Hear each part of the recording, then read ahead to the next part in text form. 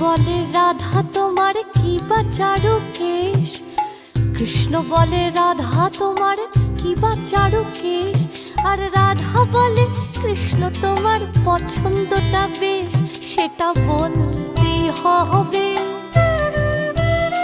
সেটা বলতেই হবে।